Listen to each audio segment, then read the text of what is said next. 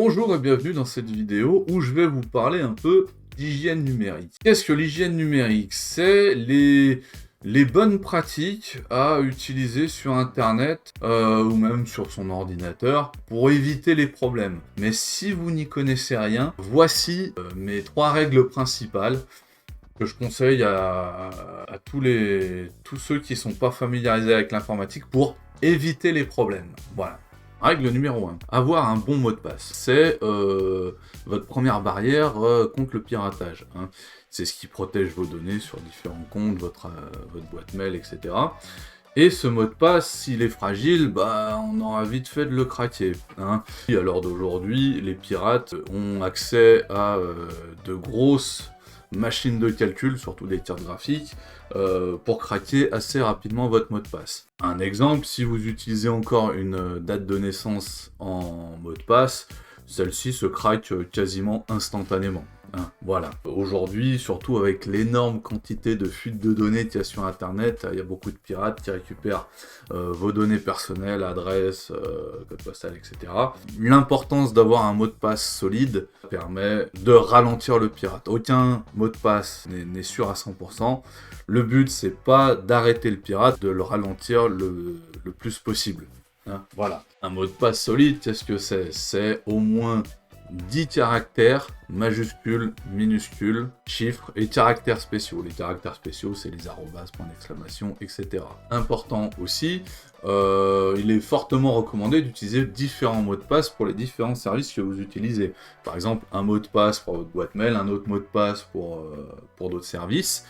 Parce que si tel ou tel service se fait pirater et que votre mot de passe est compromis, le pirate ne pourra pas accéder à d'autres services qui n'ont pas le même mot de passe. Il existe des gestionnaires de mots de passe qui vous permettent de vous aider à retenir tous les mots de passe ou de rentrer le mot de passe sur chaque service à votre place. Voilà.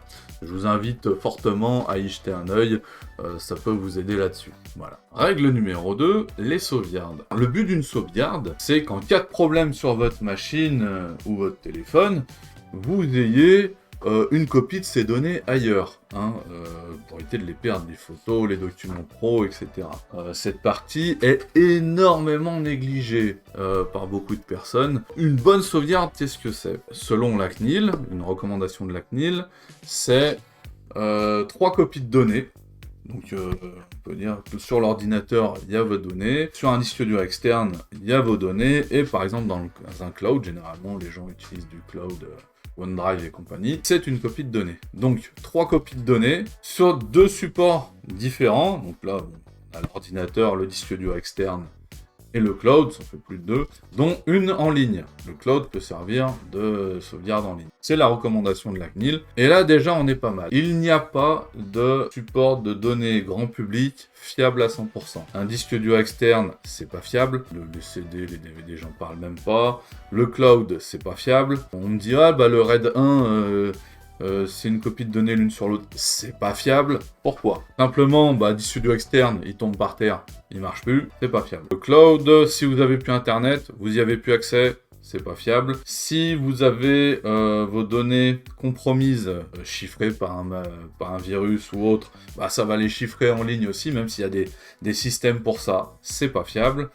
Si par malheur vous supprimez vos données sur l'ordinateur et que ça synchronise sur le cloud, il va être supprimé aussi. Alors même s'il y a des systèmes de corbeille dans les clouds, faut pas y faire confiance, c'est pas fiable. Et j'ai déjà vu aussi des data centers prendre feu, c'est rare mais ça arrive. Donc c'est pas fiable. Le RAID, pareil, si le RAID 1, s'il y a une corruption de données sur un des disques et ça synchronise avec l'autre, c'est pas bon. S'il y a le feu, c'est pas bon. S'il y a du liquide qui coule dessus, c'est pas bon. Voilà. Donc le but vraiment de la sauvegarde, c'est d'avoir 3 copies de données, une distante, une locale et une sur l'ordi, à différents endroits, histoire que s'il y en a un qui a un problème, on a toujours moyen de récupérer les données ailleurs. C'est la recommandation de la CNIL, et je vous recommande aussi. Voilà. La 3e règle, c'est assez simple, et c'est même du bon sens. Quand on sait pas, on met non. Exemple, on peut avoir des fausses pubs ou des malwares qui apparaissent quand on surfe sur Internet, hein, les attentions, virus, etc.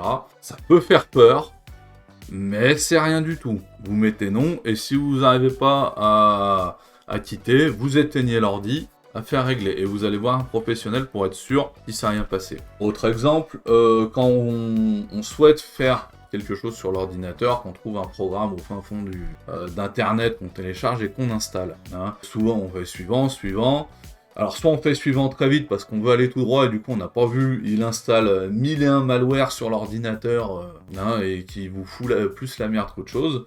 Ou alors, quand on arrive, qu'il vous pose une question et vous savez pas du tout ce qu'il raconte, mais pour faire ce que vous voulez faire, il n'y a que oui, et vous mettez oui quand même, bah vous vous mettez en danger, tout simplement. Donc la règle globale, quand il y a un truc qui se passe sur l'ordinateur que vous ne maîtrisez pas, vous savez pas ce que c'est, vous savez pas ce qu'il vous dit, non. Ça vous enlève 3/4 des problèmes de l'informatique. Vous savez pas, vous mettez non. Et là, on est pas mal. Petit bonus, j'avais dit 3 règles, mais j'en ai une petite 4e rapide. La boîte mail n'est pas une clé USB. Pourquoi je vous dis ça ? Un bon pourcentage conséquent de mes interventions concernent des boîtes mail, soit inaccessibles, soit il y a un problème, soit les données sont perdues. Un client mail n'est pas fiable. Un client mail ne doit pas être utilisé comme stockage de documents. Pourquoi ? Malgré qu'il y ait la double authentification sur beaucoup de services maintenant, si un pirate vous craque votre mot de passe, encore une fois le mot de passe solide, et accède à votre boîte mail, et qu'il y a tout dedans, bah, il a accès à toute votre vie. Usurpation d'identité, et j'en passe. J'ai déjà vu des documents stockés dans les boîtes mail, vous savez, dans les petits dossiers que vous mettez sur le côté. Ça, il faut pas. C'est la première source de problèmes. Une boîte mail. Les fournisseurs de boîtes mail gratuits, ils vous mettent à disposition une boîte mail. Bon, généralement, les sauvegardes sont faites, mais pareil, c'est comme le cloud. Si vous supprimez un truc que vous auriez pas voulu supprimer, si vous avez plus Internet, si il y a une panne, ça arrive, des pannes de boîtes mail, etc. Alors, là, je parle surtout pour les boîtes Exchange et IMAP. En POP, c'est stocké localement. Mais peu importe, vous y avez plus accès. Pareil, si votre client mail a son fichier de stockage qui est corrompu, ben voilà, on ne peut plus travailler temporairement le temps qu'un professionnel vienne. Une boîte mail, un client mail n'est pas une clé USB ni une sauvegarde. Sauvegardez vos données. On est d'accord que pour un échange avec des professionnels, on va dire temporaire, oui, vous gardez tout dans la boîte, mais quand c'est fini, et qu'il y a des choses importantes, vous prenez ce mail, vous pouvez l'enregistrer et vous les mettez dans vos documents que vous sauvegardez habituellement. Voilà, ça aussi c'est très important. J'ai beaucoup de clients qui ont des problèmes avec leur boîte mail parce qu'ils stockent tout dans leur boîte mail et que quand il y a un problème, ils n'y ont plus accès.